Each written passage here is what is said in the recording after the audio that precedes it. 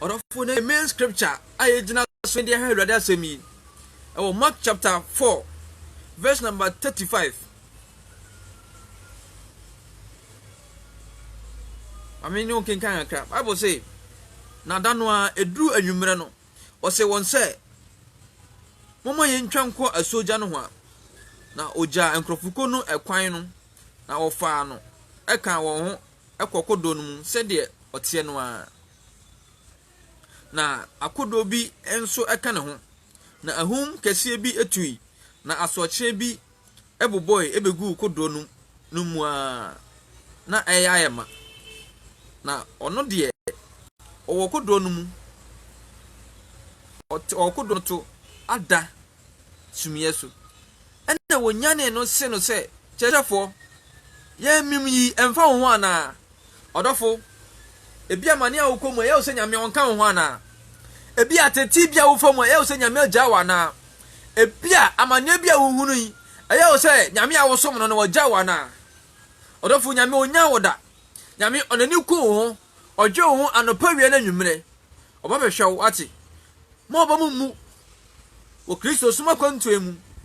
babo se mu hu be yeye mu pi John chapter 16 verse number 33 na so munya kuma sanse miya safaradi madi wiase ne so nkunim amane abeto eso hebeto but kai se nyame a wafro no enokwafo kai se nyame a wahya obo no echechese dan kura obedi so nyame hya Abraham bo so obema na oba but ye hwe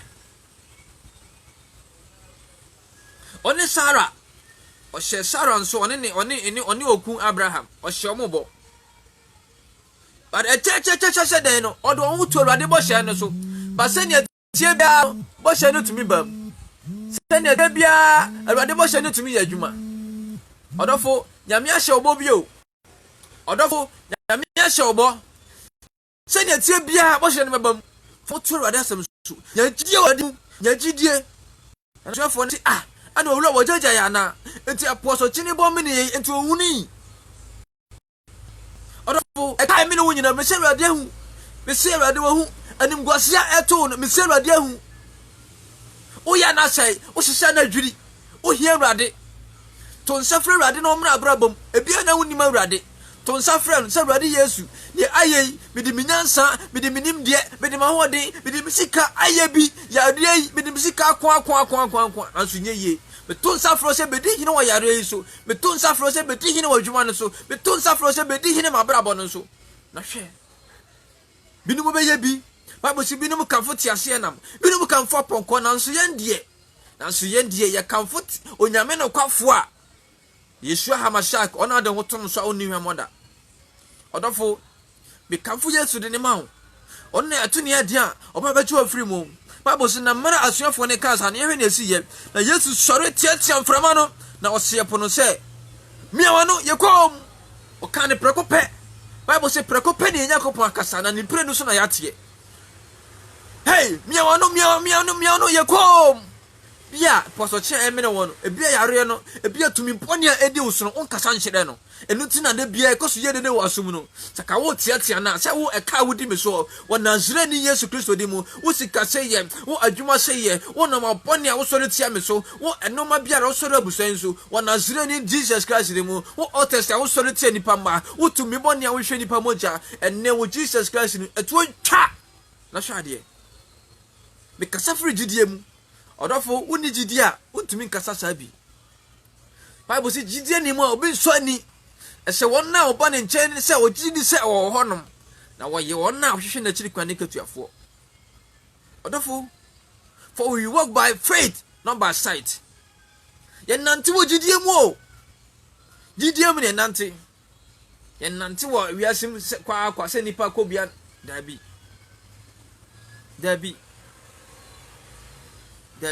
Paul say me semo say sanka be ya mo nante wo honhom mu na honam mreyo no anim so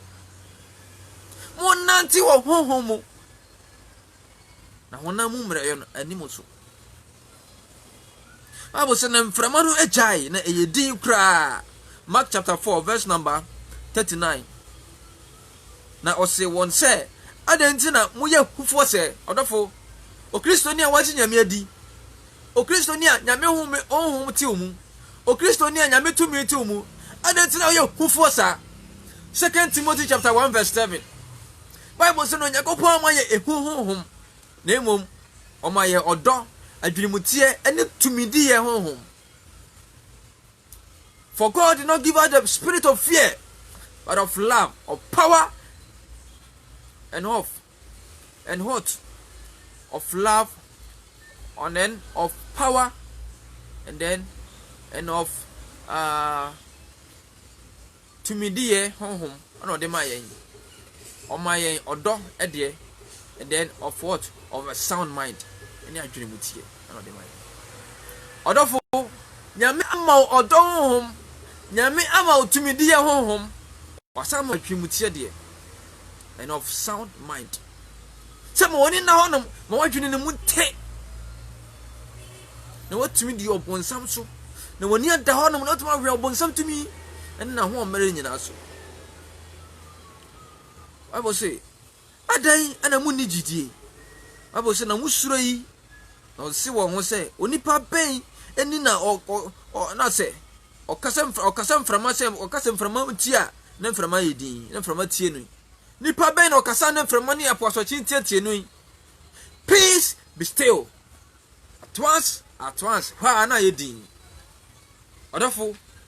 aposochi ni yedede wo so wo waware ni mu ejedede edoso aware nim dede na eba wo so ni yedede edoso ejedede gu asum kasa kire no wo Jesus Christ dim ewrade wo sem say da no kasa kire aposochi ni frama ni say peace be still kasa prekope munum wa tie no ono no kasa aposochi ni frama tie no ono no kasa tumidi ye tie no ono no kasa Bible say brebedu ya Yesu wura sorry film ayenhwe ode Yakopon tumi ona Yakopon ho ode nso owura sori dem ho no na honhom bone nyina hyase tietie kai ya hunu nipa kora woye Yesu Hamashak woye Yakopon ba no a Bible say na honhom ne ma na hokwan na otu no na wa trashia da no mo che honhom bone ne dini so che sanka wanhia Yesu a na emom osofo ho no emom na chechirefo ho emom na beka se ne mpukrodi fo ho. But Yakopon ba ni wura ho no onnam ho konkro tumi ni so to ho mone no adentra makwa ma tumi bo ne kasa kira osa adentra makwa ma ani bi kasa gu asum hey onyame ba fa wo hye Yakopon tumi ase si obonefo ne kwan no obedwane free wo nchen. Resist the devil and he will flee from you. Draw near to God and he will draw nigh to you. Twembe Yakopon no so betwa ben wo makwan ma bonsam di wo so dodo wo makwan ma ni bi kasa kire ododo wo makwan ma bonefo di wo so onya wo so di wo so kasa kire no suafo ni Yesu anante poso chen bo a na mu hunu de monye poso chen bo na mu tietiem Yesu wada na enne de wiase ye wiase ma bibi bi o yare ba oha ba ahumutu poso chen bo. But send out to me responding to such situation. Ebo, de bia ebo, and you say ejai, de bia eba, de bia bonsamu yajuma, bonsamu nada or yajuma. Bible say bum say jatapi obia meneno. O we form ma, this will be ria. Now I say no kum, but Christo basi yenya moroso. Odofo, akawo kasa kire po so chena ka be yedin. Nyame nhyiraw, so wonya bre na waje bread. Stress Yakopon ma otumi omo ahoɔden a wode begina wɔ samere mu na watumi ne obonsam ne nda nyina adi asie nyame mu akokodro na asie na watumi ne obonsam tumi nyina adi asie nyame ba ɔhunu sɛ me ba onso wɔ gidie ni bi nyame hyaw na hu mɔbɔ nyame hyaw na de ne gidie awuo mpo Yakopon nam na adom so na ɔnto ne gidie mu nyame hyaw na hu mɔbɔ na zure ni Jesus Christ de mu amen ene mɔbɔ mpa ye bi nyame asɛm sɛn kyerɛ ni na kyerɛ no ɔsɛ asɛmpa na kyerɛ ni sɛnkyerɛ ni bedi akyerɛ ebia na yare bi da so bia na wo de ye ka ebia na wo de tumi boni bi bia na nde ye ha wo ne amane bi ade mi boje Yesu Hamashak din sa ha wo ne emfiri wo so with Jesus Christ din mu awurade meda wase hye wo no nyam tontom wo ne waye wasɛm sɛmpa na kyerɛ no sɛnkyerɛ ni bedi akyerɛ e bompa ye ma o ma ne ha wo ne amane bi da ne so ye ne de ye ka ne de ye yare ne de ya mane ne de ya ban mane mpo on azre ni Jesus Christ dim bia na ne de ya wo bia na bonefo na tuni ni atuni yefunu mu bi so na yefun so bi na abasa odin Jesus nti me pai oje ne fa hu de ma no obi de yare a odin mu ti sane yare a o Yesu Kristo dim mu obi de yare a obi de ye akiri sane obra jinefrim e o Yesu dim mu obra bokwan ma oba e o Yesu dim mu obra bokwan ma ma e o Yesu dim mu de ne nda so asa de ne gidi asa ne osu de ohuna mane obra tunijidie mu o Yesu dim mu obra tunijidie mu o Yesu dim mu awrade tunijidie mu o Yesu dim mu awrade me dawase se waje o mafro boni fo tumi ase afi bia na obetie mi na onim awrade bia obetie mi na onim awrade Bible says wo de wano pai mu ka se Yesu Kristo ni awrade na Onyankopon anya ne nafra wufo mu a obeje wo nkwa bia me ka se na onim awrade na wayera Bible says onipa bani pai so ohwehwe na waje won na wayera Bible says nyatre ne fo zira Yesu ba ye onemom adiboyefo nti bia me ka se na onim awrade bia me ka se na wo yare bia me ka se na bonifo de wagumpo nkyere ne amane bim but Yesu ba so be sane Yesu ba so be mo ahunu han no Sema me kan kabidi machi awrade Yesu anopa mate wasem migidi se ugoto na be wuye ebepe pada sama nyina bone awrade hu mi mobo na fa me bone ne me mara to nyina ache me twiro medi won kwangomam na fa me sie na se dan kwa ma no usane won ne onyameto so mienu a ma nya oyeraba epokura se ohaw ne amane bi betumi anase owu be fa me mpofiri mu mpa manyani da so na reshemu wo mi mu afen so migidi se ugoto na twiro madi won kwangomam a usan pepa biem awrade pepa medi mfiri kwangomam twiro medi wo mu da na me ne wo bomadi da wo soro me da wase se watie me e wo Yesu di nti shalom peace bye bye nyame shirawo no mfa ne moja nkata wo so wo Yesu Kristo di mu